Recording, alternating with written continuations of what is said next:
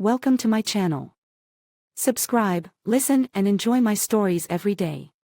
The world seemed to have a muted quality as I left the office early, the weight of the date pressing heavily on my chest.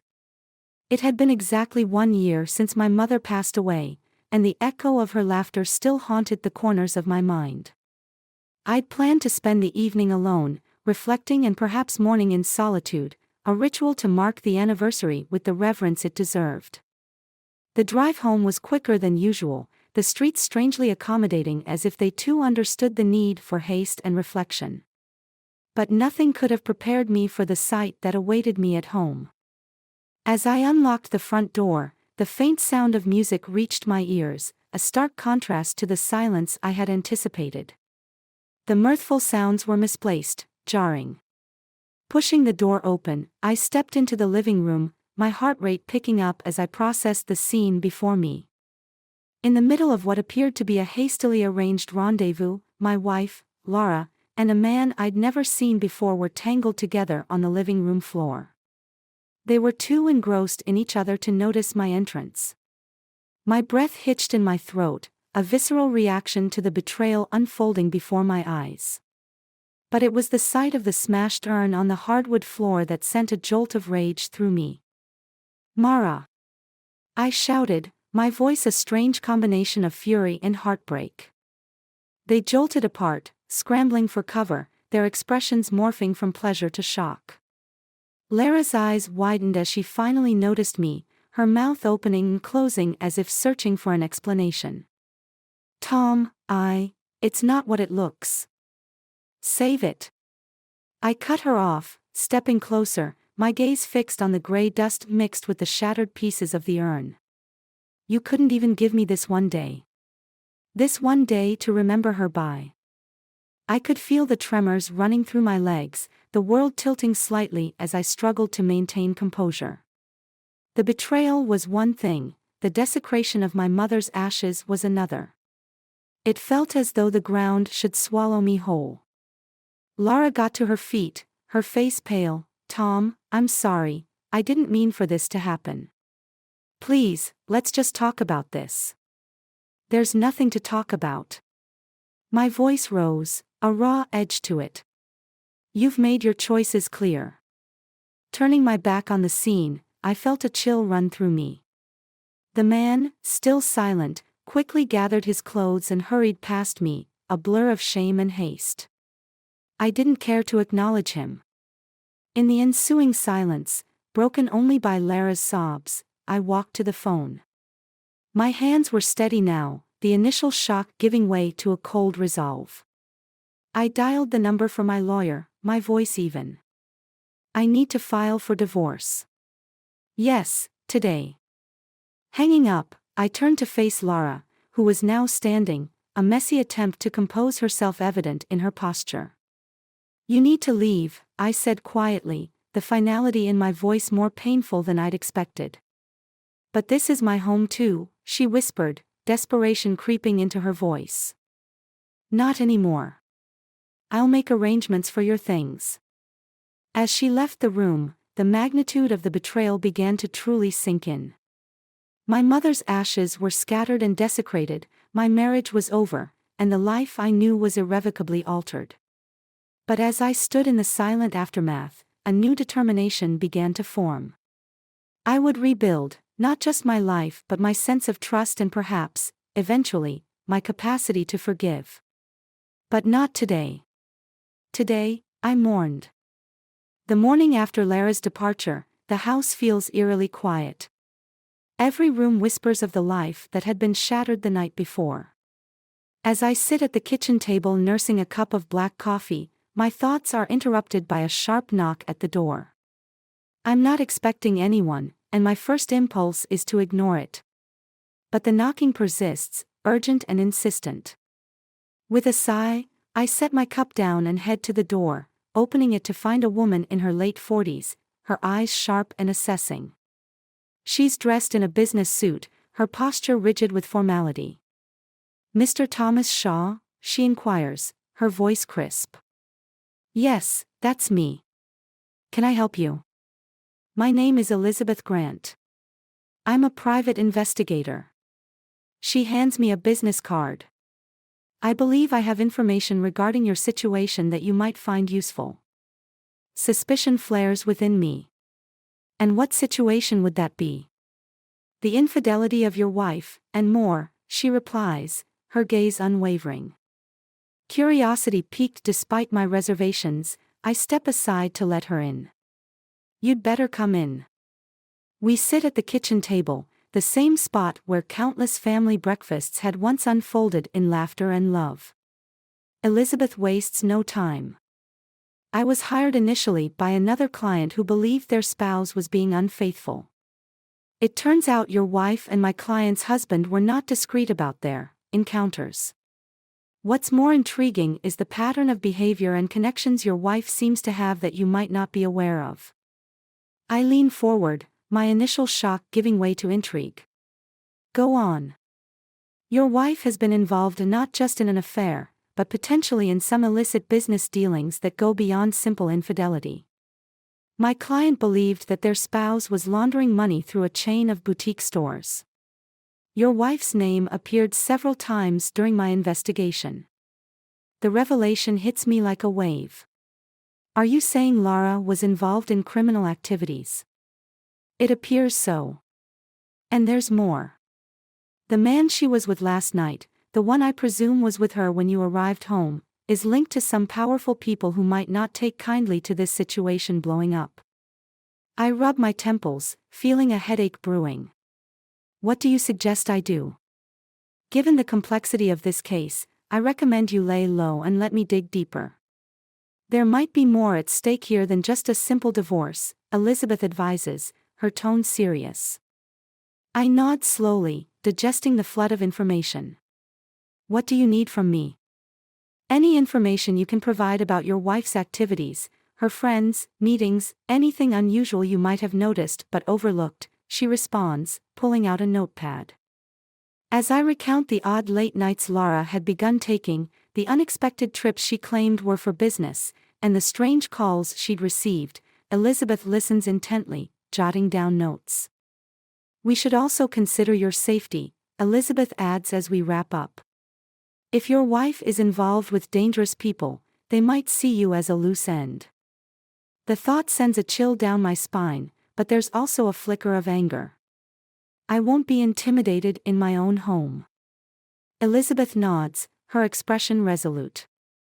I'll arrange for some security measures around your house. In the meantime, keep your interactions with your wife to a minimum, and document everything. As she stands to leave, she turns back to me, her expression solemn. Mr. Shaw, be careful. This is not just about a broken marriage anymore. You're in deeper waters now. After Elizabeth leaves, I sit back down, the weight of the situation settling around me. I thought I was just dealing with heartbreak and betrayal, but now, it seems I'm embroiled in something that could threaten much more than just my emotional well-being. As I ponder my next steps, a newfound resolve firms within me. Whatever it takes, I'm not going down without a fight. 3 days pass since my meeting with Elizabeth Grant, and each day drags with a simmering tension. Each knock at the door sends a jolt of anxiety through me, but it's usually just the mail or packages. Today, however, as I peer through the peephole, my pulse quickens.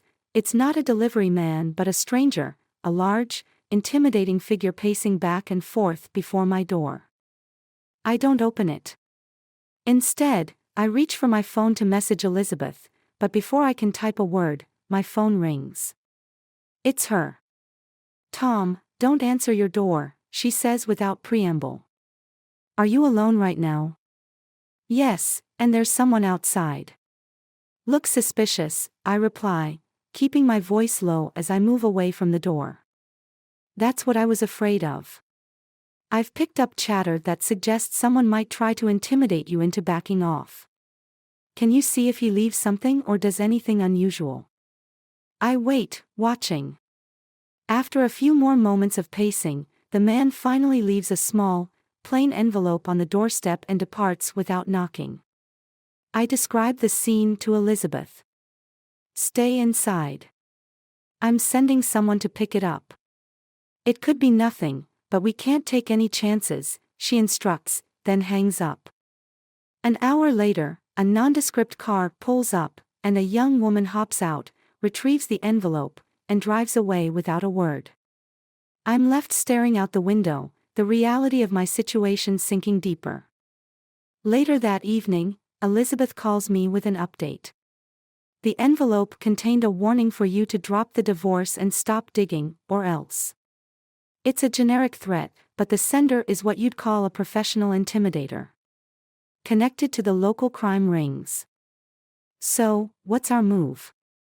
I ask, my voice steady despite the churn of fear in my gut. We push forward, but more cautiously.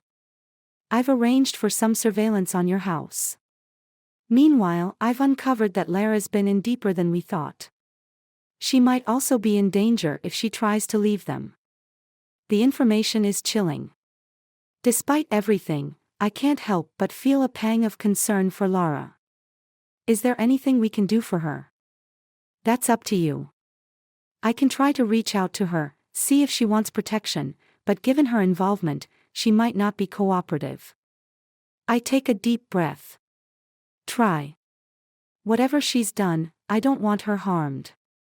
Understood, Elizabeth replies. I'll handle it from here. Keep your doors locked and don't go out unless absolutely necessary. I'll update you tomorrow. As we hang up, the silence of the house feels more oppressive than ever. The setting sun casts long shadows across the room, and I find myself pacing just like the man outside my door had. The complexity of my situation has grown beyond a simple betrayal. Now, it involves crime rings, threats, and the unsettling notion that I'm not just fighting for my emotional recovery but potentially for my life. The night grows deeper, and I double-check the locks on all the doors and windows.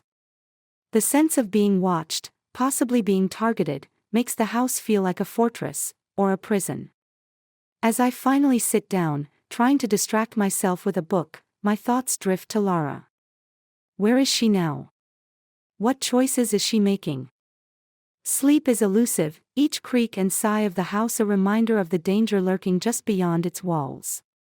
I'm in too deep to back out now, and as the clock ticks toward midnight, I steel myself for whatever comes next. The game has changed, and so have I. The tension has been mounting for days, and as I sit in my dimly lit living room, the heavy silence is broken by the shrill ring of my phone. It's Elizabeth, and her voice carries a mix of urgency and relief. Tom, we need to meet.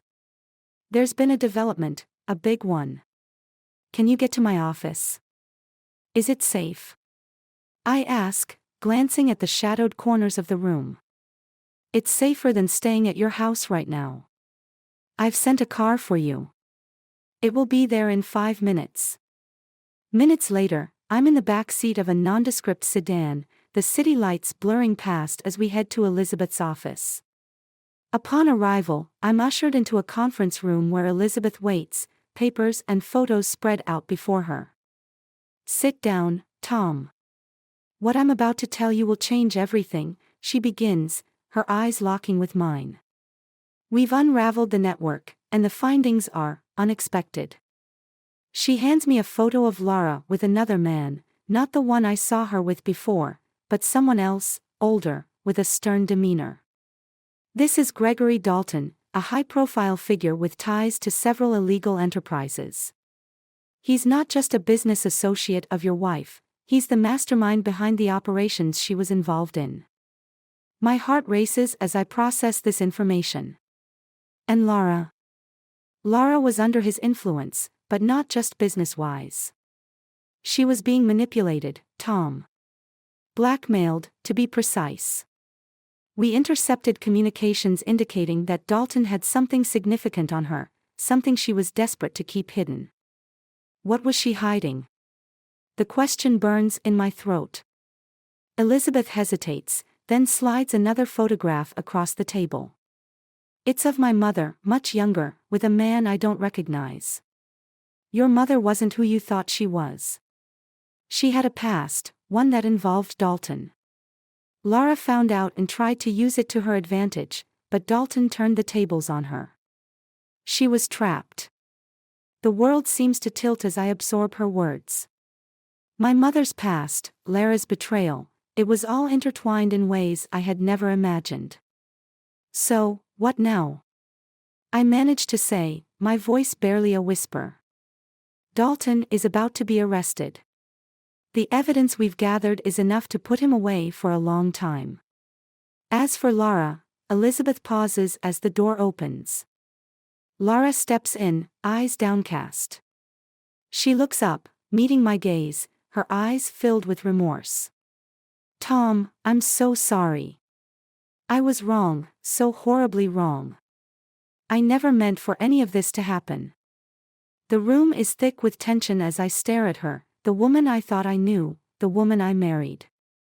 The betrayal, the lies, it's too much. Why should I believe anything you say now? My voice is cold, harder than I intended. I don't expect you to forgive me, Lara says, her voice trembling. I just want you to know the truth. I loved you, Tom, I really did. But I got caught up in something far bigger than us. Elizabeth clears her throat. Tom, the decision is yours, but you're free from all this now. You can start over.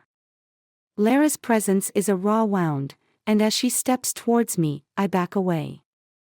I need you to leave, Lara. For good. Her face crumples, but she nods, turning to leave without another word. As she disappears, the finality of that moment settles in my chest like a stone. Elizabeth offers a nod of understanding. We'll handle everything from here. You've been through enough. As I leave her office, the cool night air feels like a balm. The city stretches out before me, lights flickering like stars. I'm alone, truly alone, but for the first time in a long while, there's a spark of something like hope, like freedom, in the solitude.